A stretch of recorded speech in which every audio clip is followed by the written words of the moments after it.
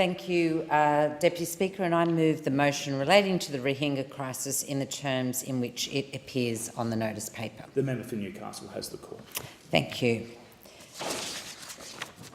I rise today to recognise the first anniversary of the humanitarian emergency arising from one of the most horrific cases of ethnic cleansing we have seen in recent times.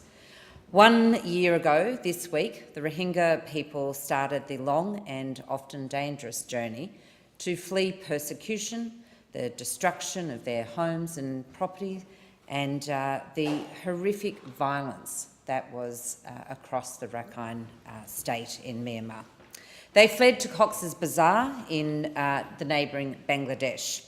Within months, 700,000 Rohingya refugees had descended into what has very quickly become the world's largest refugee camp.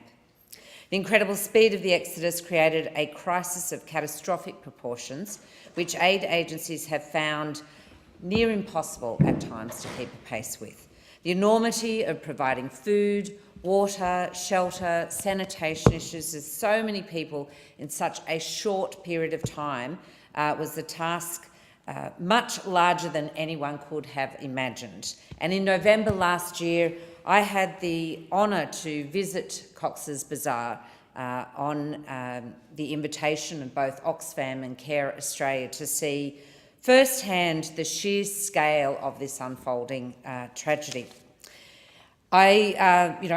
Deputy Speaker, I thought I was well prepared for that journey to Cox's Bazar, but nothing could have prepared me for the sight of 700,000 people crammed into a very small area where just for kilometre after kilometre, all that you can see with your eye are refugee camps. And I don't believe such a mega camp exists anywhere else in the world. Camp residents still today lack adequate water, sanitation, food, medical care, and of course access to any form of economic means of creating a livelihood. Most resources are desperately needed. The UN appeal for a $1.2 billion is what it's estimated is needed this year, remains at just 32% of that target. That means that we have found less than 1/3 of what is required to meet the needs right now. It's the responsibility, of course, of all countries, particularly wealthy countries like Australia, to do what we can to keep these refugees both sheltered and safe in doing so. Of course, we want to see a time when the Rohingya can voluntarily return to Myanmar to live in peace and safety with the citizenship rights that they have long been denied. But this simply isn't possible at this stage, and it's hard to envisage, quite frankly, a time in the near future when this would be the case. In the meantime, the international community has a vital role in working with both Myanmar and Bangladeshi governments to identify a long-term solution for the Rohingya people.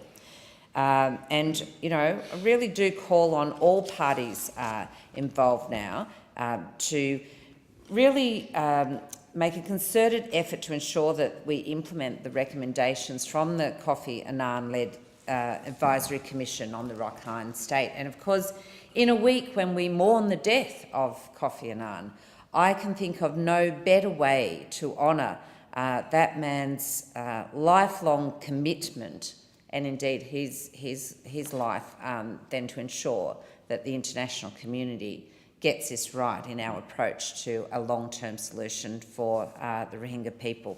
Because certainly 1 year on, the number of Rohingya now living in the refugee camps has climbed to beyond 700,000, and that is a density now of more than 1,000 times what is recommended. So you can just imagine the kind of pressures that have come to bear in that situation. I'm especially worried for the impacts on women and children in those camps, who make up 80% of the camp residents and continue to face. There are huge child protection issues that still of grave concern to both the people within the camps and the international community at large. I also would like to put on record that, you know, despite all of the challenges, the Bangladeshi government and its people should be so warmly congratulated for their efforts to ensure humanity is gained. Thank the you. honourable member for